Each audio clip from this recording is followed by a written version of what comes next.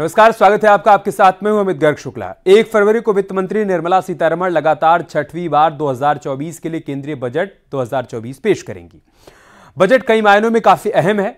Experts ये मान रहे हैं कि बजट में इंफ्रा से डिफेंस सेक्टर्स के लिए कुछ ऐलान संभव है। वही उम्मीद है कि निर्मला सीतारमण बजट में मिडिल फैमिली और सैलरीड क्लास के लिए कुछ खास तोहफा दे सकती हैं। आम आदमी की नजर रोजगार पर होगी। ऐसे में कोई योजना लाई जा सकती है जिससे नौकरी के नए अवसर मिलेंगे। टैक्स छूट, सस्ते मकान, महंगाई को काबू करना, होम लोन वालों के लिए कुछ रियायत पर भी सबकी निगाहें टिकी होंगी।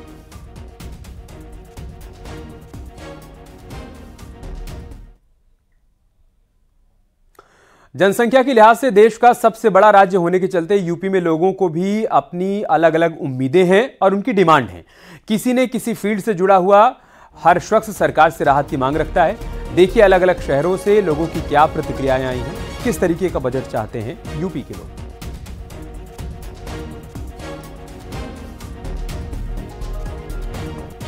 एक गवर्नमेंट विश्वविद्यालय में पढ़ते तो बहुत सारी लड़कियां ऐसे होती है कि वो लोग नहीं पढ़ पाते हैं क्योंकि उनके पास पैसे नहीं होते, उनके मम्मा पापा इतना अर्न नहीं कर पाते हैं। तो गवर्नमेंट्स को स्पेसिफिक स्कॉलरशिप्स और अलॉट करनी चाहिए कि सिंगल गर्ल चाइल्ड के एजुकेशन को बढ़ावा दे।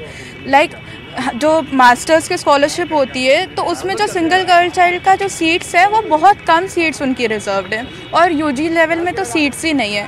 तो गवर्नमेंट को इन चीज़ों में बढ़ावा देना चाहिए, प्लस स्टूडेंट्स की वोकेशनल ट्रेनिंग पे ध्यान देना चाहिए, क्योंकि हम सभी जानते हैं कि सिर्फ पढ़ाई से कुछ नहीं होता है।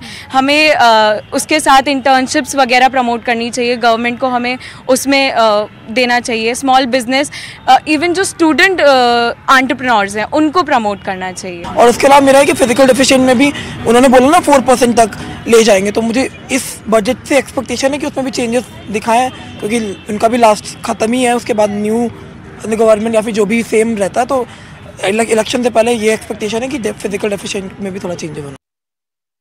जो स्मॉल बिजनेसेस हैं एंड काफ़ी सारे बिजनेसेस को टैक्स में डिडक्शन मिलना चाहिए सर, क्योंकि टैक्स ऐसी चीज़ है सर बिजनेसेस के ऊपर इम्पोज करा जाता है एंड उसकी वजह से बिजनेस को काफ़ी ज़्यादा सफ़र करना पड़ता है।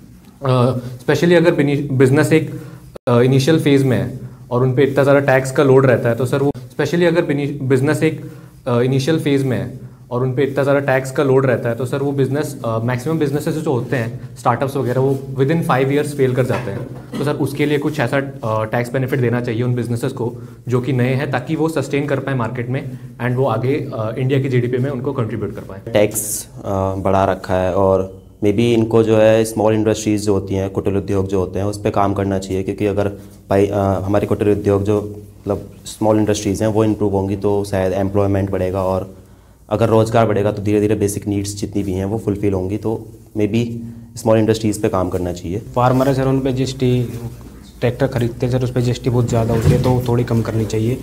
एंड जो सर स्टूडेंट हैं उनको अच्छी मतलब फैसिलिटी देनी चाहिए सर, अच्छे उसकी टीचर्स होने चाहिए सर, अच्छे स्कूल होने चाहिए। ट्रांसपोर्टेशन पे ज़्यादा ध्यान देना चाहिए क्योंकि रूरल एरिया में बहुत रोड फैसिलिटीज़ बहुत ख़राब चल रही हैं इस टाइम, तो लोगों को दिक्कतें आ रही हैं उस चीज़ के लिए, तो उस पर ध्यान देना ज़्यादा चाहिए। एमएसपी है और लाइट की सुविधा है और जो ऋण मिलता है किसानों को उसमें ब्याज में छूट मिलना चाहिए।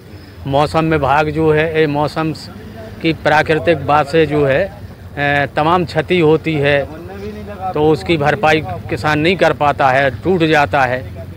मुआवजा भी चाहिए, मुआवजा भी मिलना चाहिए। किसान का जो ऋण ज़्यादा ब्याज लागत वो भी कुछ कम होना चाहिए। खाद में सब्सिडी मिलनी चाहिए। कभी कभी लेने में 2-2 दिन फसल लेट हो जाए बोने के लाने। अच्छा, खाद नहीं पाती है और नवंबर में दिसंबर में चले जा रहा है, पिछले साल उससे लॉस होता किसानों को। टाइम से पैसा मिलवे, टाइम से मतलब जो है खाद बीज मिलवे, टाइम से अधिकारी केसीसी बनाए आदमियों को। उसके साथ साथ जो MSMED एक्ट आया हुआ है वो एक घातक हो सकता है हम लोगों के लिए कि विद इन 45 डेज हमको पेमेंट करना पड़ेगा, क्योंकि कालीन उद्योग में 4 से 5 महीना लगता है रोटेशन का और पेमेंट टर्म्स भी इंटरनेशनल है, वो भी 3 से 4 महीना लग रहा है।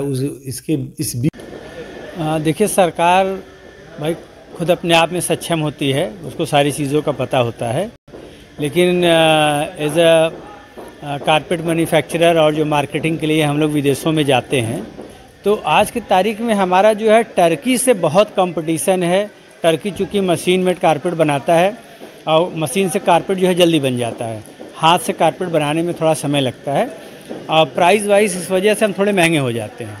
तो जो ड्रॉबैक हमें पहले जो है 8 से 9% मिलता था और MEIS लाइसेंस 7%, अगर सरकार जो है उस पर थोड़ा गौर करे तो हमें लगता है हम फिर से जो है टर्की से अच्छा कंपटीशन करके और अपने जो है व्यवसाय को बढ़ा सकते हैं। यूपी में पीएम मोदी के साथ साथ सीएम योगी से भी काफ़ी उम्मीदें हैं ताकि राष्ट्रीय नीतियों और योजनाओं के साथ साथ राज्य स्तर पर भी उन्हें लाभ मिल सके।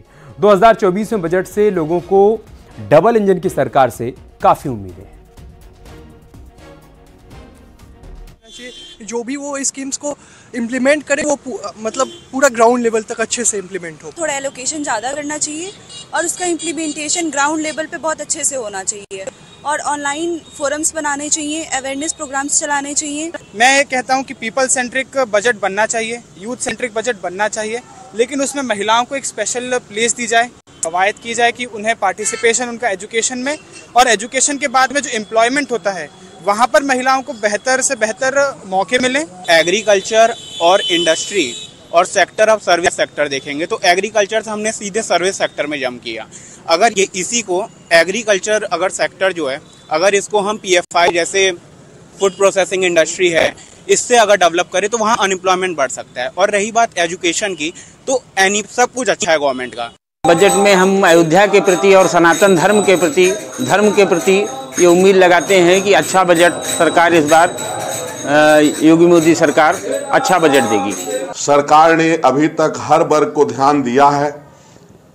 एक जरूर हम साधु संतों की भी इच्छा रही है कि जो साधु संत बचपन से ही अपना घर द्वार छोड़ करके और राष्ट्र को ही अपना परिवार मान करके जन सेवा, गरीबों की सेवा और सनातन धर्म का प्रचार करते हैं, ऐसे साधु संतों के मठ मंदिरों का बिजली पानी कम से कम माफ हो। भारतीय जनता पार्टी का बजट जब भी पास हुआ है, जब भी आया है, वो सर्वजन सुखाय सर्वजन हिताय हुआ है। किसी भी वर्ग को नहीं इसे छोड़ा है जो कोई कह दे कि यह बजट जो है इनके लिए नहीं है, सबके लिए है, सबके लिए होता है। बजट से यही उम्मीद है कि पिछला जो बजट आया है उससे बजट जन कल्याणकारी अधिक हो, सर्वोदय का ध्यान रखा जाए, अंत्योदय का ध्यान रखा जाए। सरकार से आग्रह है कि अपने बजट में दैवीय आपदाओं से हमारी जो फसल नष्ट हो जाती है उसका मुआवजा नहीं मिलता है, उसे तत्काल दिया जाए। इंश्योरेंस होता है, पता ही नहीं चलता है किसानों को कब इंश्योरेंस है, क्या हुआ है, और इसका लाभ किसानों को नहीं मिल पा रहा है।